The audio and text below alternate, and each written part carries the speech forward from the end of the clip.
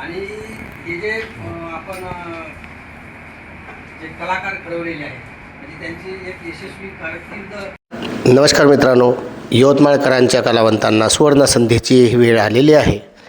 कारण यवतमाळ जिल्ह्यामध्ये यवतमाळातच 3 दिवसीय कार्यशाळेचे आयोजन करण्यात आले आहे. आणि ही कार्यशाळा जी होणार आहे, ही कार्यशाळा आहे राष्ट्रशक्ती फिल्म प्रोडक्शन मुंबई प्रस्तुत हिंदी मराठी चित्रपट अल्बम सिराट आणि सिरियल निर्मिती रविभाऊ भोंगाडे यांच्या या निर्मितीखाली हे प्रस्तुत होणार आहे. तरी आपण या प्रशिक्षणासाठी जे इच्छुक आहात, जे यवतमाळकर जास्त कलाकारीच्या क्षेत्रामध्ये पुढे जाण्याचा इच्छा ठेवतात, अशांनी निश्चित या कार्यशाळेचा लाभ घ्यावा. याकरता आज आम्ही विश्राम भवनात आलेलो आहोत. आणि विश्राम भवनात आलेत नाव आहे संतोष भाऊ सखत यांचं आपल्याला आज इथं मार्गदर्शन मिळणार आहे. आपण त्यांचीसुद्धा मुलाखत लावणार आहोत आणि आपण जाणून घ्यावा. आणि हा ब्लॉग आवडल्यास आपण निश्चित सबस्क्राईब आणि शेअर करावा. धन्यवाद. आज आपण यवतमाळच्या विश्राम भवनात आहोत आणि आज आपल्याला लाभले तपले यवतमाळकरांना रविभाऊ भोंगाडेच्या अध्यक्षतेखाली सैराट सिनेमाचे नृत्य दिग्दर्शक संतोष भाऊ सखत आपण यांची छोटीशी मुलाखत घेणार आहोत. आणि ही आपण यूट्यूबवर सुद्धा टाकणार आहोत. आणि आपणास यांचं मार्गदर्शन लाभेल.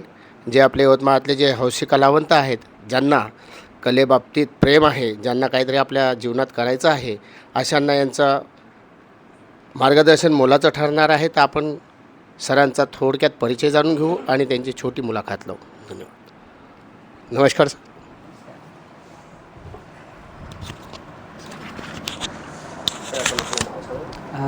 नमस्कार सर्वांना. मी कला दिग्दर्शक, नृत्य दिग्दर्शक आणि दिग्दर्शक संतोष संकर. सर, आपण या क्षेत्रात जेव्हा आला त्यावेळेस आपल्याला कसं वाटलं की आपण काय म्हणजे समाजासाठी किंवा कलाकारासाठी काय करू इच्छिता, या संदर्भात आपलं काही? ॲक्च्युली या क्षेत्रात 30-1 वर्षापूर्वी मी आलो. वडील माझे कलावंत होते, त्यांच्या अनुषंगानं कलेचा वारसा मिळाला. पण या क्षेत्रात येताना दिग्दर्शक होण्यासाठी आलो होतो ना, की आणि मला असं वाटत होतं की दिग्दर्शन खूप सोपं असतं. ॲक्शन आणि कट म्हटलं की लगेच काम होऊन जातं. आणि त्यामुळे दिग्दर्शन, नृत्य दिग्दर्शन करत करत आपण काहीतरी पुढे करू असा एक मानस होता. पण जसं या क्षेत्रातला अनुभव घेतला तर मला कळलं की दिग्दर्शन ही एवढी सोपी गोष्ट नाही आहे. त्यासाठी प्रचंड मेहनत लागते, अभ्यास लागतो. आणि तंत्र जे चित्रपट क्षेत्रातलं जे टेक्निक्स आहे, फिल्म टेक्निक्स, हे तुम्हाला माहीत पाहिजे. तुम्हाला एडिटिंग माहिती पाहिजे, तुम्हाला साऊंड डिझायनिंग माहिती पाहिजे, तुम्हाला कॅमेरा माहीत पाहिजे, तुम्हाला art direction, costume designing, music, art, script, या सगळ्या गोष्टी व्यवस्थित माहिती पाहिजे. अभिनयाचं तुम्हाला ज्ञान पाहिजे आणि त्यानंतरच तुम्हाला दिग्दर्शक होत आहेत. आणि त्यामुळं मी खूप वेगवेगळ्या कलांचं प्रत्यक्ष काम करत करत प्रशिक्षण घेतलं. आणि आजपर्यंत जवळजवळ 60 सिनेमे मी कला दिग्दर्शन, नृत्य दिग्दर्शन आणि दिग्दर्शनाच्या किंवा वेगवेगळ्या भूमिकांमधून 60 सिनेमे केलेले आहेत. 22 चित्रपटांना नॅशनल अवॉर्ड आहे त्याच्यातल्या. त्याच्यातले गाजलेले सिनेमे जर तुम्ही ऐकले असतील तर सैराटचा मी कला दिग्दर्शक आहे, फॅन्ड्रीचा कला दिग्दर्शक आहे, निळकंठ मास्तर, सूरसपाटा, वास्तुपुरुष, 10वी फ, देवराई, प्रेमाची गोष्ट, प्रेमाचं असंच असतं, बरेच म्हणजे असे 60 सिनेमे जे आहेत त्याचं कला दिग्दर्शन, नृत्य दिग्दर्शन करत करत आता हेच जे मी प्रशिक्षण घेतलं हे इतरांना मिळावं या दृष्टीने याचं प्रशिक्षण देण्याचं सध्या मी महाराष्ट्रभर प्रयत्न करतो.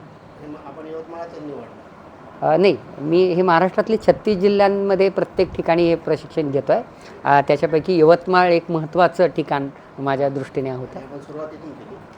नाही, सुरुवात पुण्यापासून, मुंबईपासून झालेली आहे. यवतमाळ त्याच्यानंतर आत्ता आम्ही सुरू करतो. यवतमाळनंतर आम्ही हळूहळू विदर्भ आणि मराठवाड्यातले बऱ्यापैकी जिल्हे कव्हर करणार आहोत.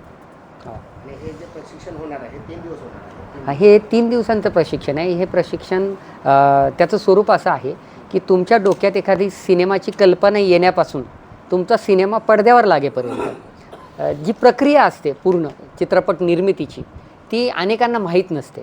म्हणजे लेखकाला लेखन माहिती असतं, दिग्दर्शकाला दिग्दर्शन माहिती असतं, कॅमेरामनला कॅमेरामन माहिती असतं, कॅमेराची रिलेटेड, लाईटिंगला लाईटिंगचं, प्रत्येकाला सगळ्या गोष्टींची माहिती जर असेल तर कदाचित हे चांगलं काम होऊ शकेल.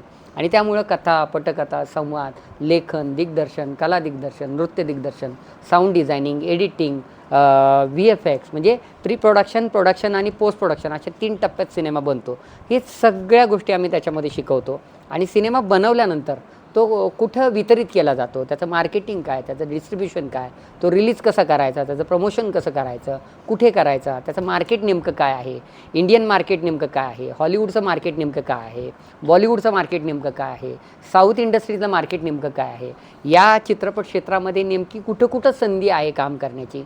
कारण 80% लोक या चित्रपट क्षेत्रात अभिनय करण्यासाठी येतात. त्यांना असं वाटतं की अभिनय करण्यासाठीच चित्रपट सृष्टी आहे. पण या ठिकाणी हजारो काय लोकांना रोजगाराची संधी आहे. इथे मेकअपमन आहे, म्हणजे पडद्यावरती काम करणारे 5-10%च लोक आहेत, पण पडद्यामागं काम करणारी 90% लोक आहेत. आणि ही प्रचंड मोठी ग्रोविंग इंडस्ट्री आहे.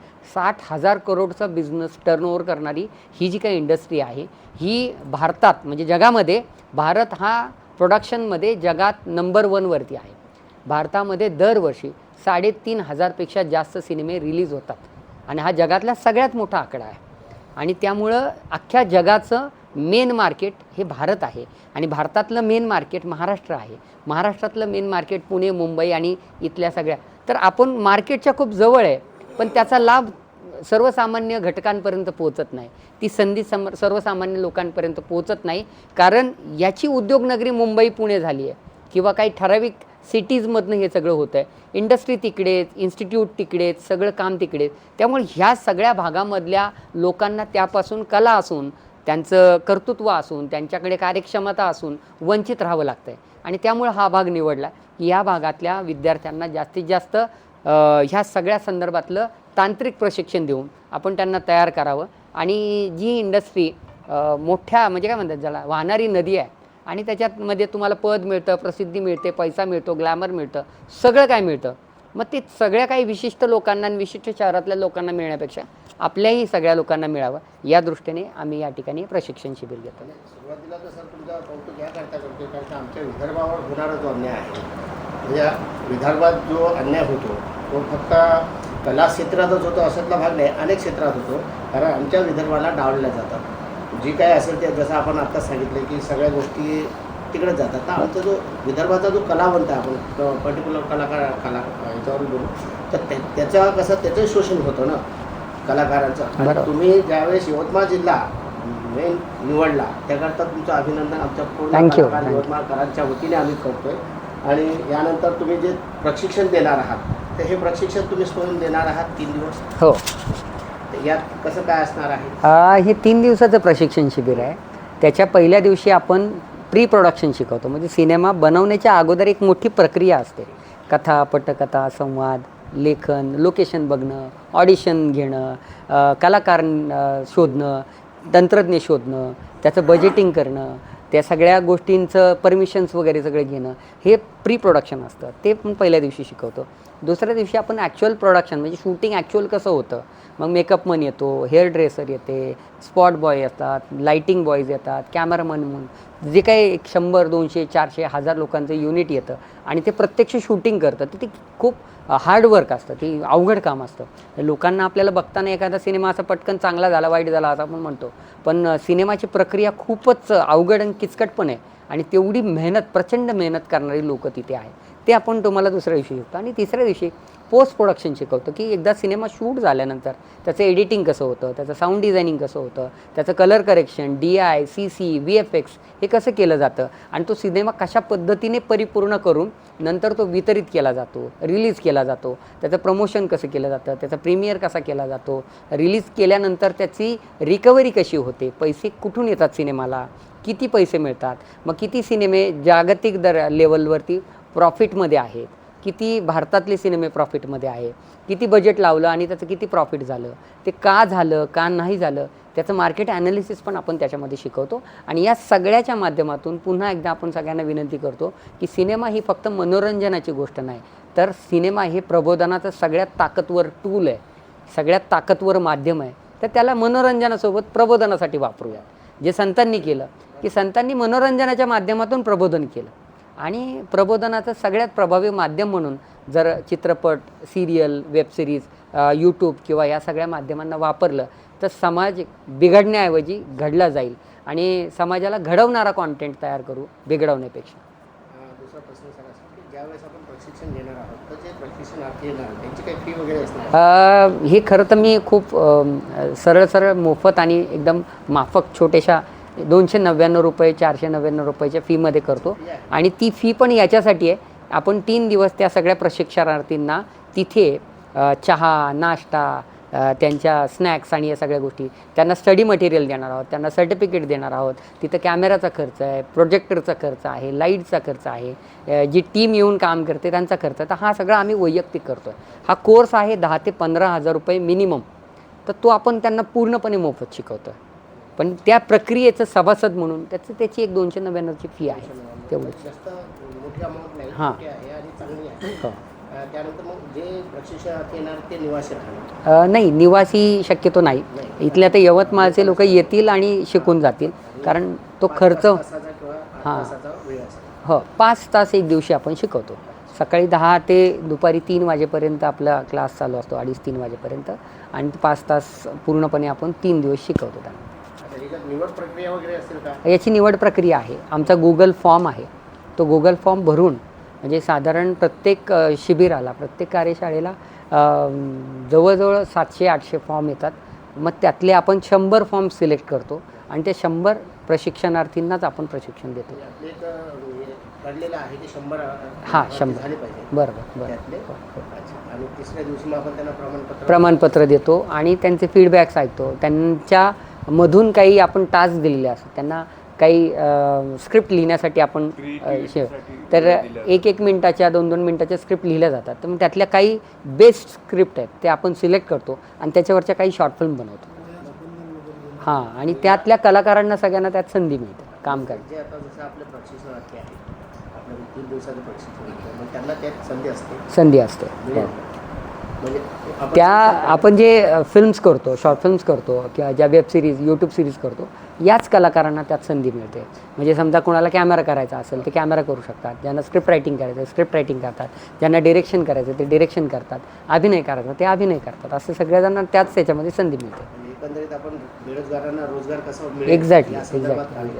आणि हा कसा आहे प्रत्यक्ष म्हणजे फक्त थिअरी न शिकता प्रॅक्टिकल काम करून फिल्म मेकिंग शिकण्याचा एक चांगला काय उपक्रम आहे.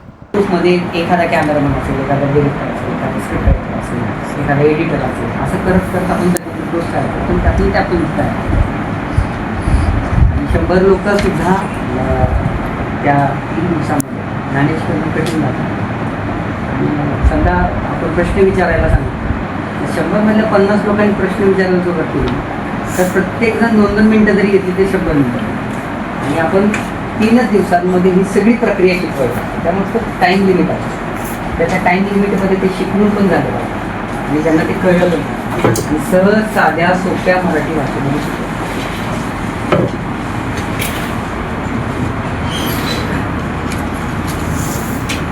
आणखी काही असेल प्रश्न तर विचार.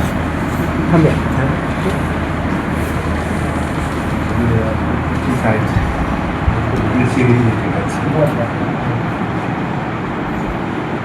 गणशी रिलेटेड आहे.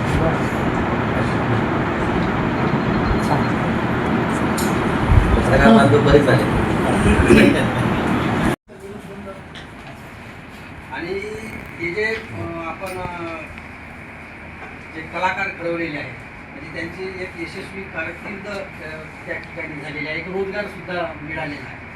आज सर हे सामाजिक ड्रीम बनवत असताना एखादा फिल्म किंवा डॉक्टर बाबासाहेब आंबेडकर, महात्मा ज्योतिबा फुले असा काही बनवण्याचा आपला माणूस ही आंबेडकर आणि फिल्म मेकर असोसिएशनची स्थापनाच त्या उद्देशाने झाली. बरोबर की बुद्धांचा मानवतेचा विचार, साईशाहू आंबेडकरांचा छत्रपती शिवराय, छत्रपती संभाजी महाराज यांनी शर्यतीसाठी खऱ्या अर्थाने केले होते. संतांच्या संमतीचा वसा वारसा हा चित्रपटातून आला.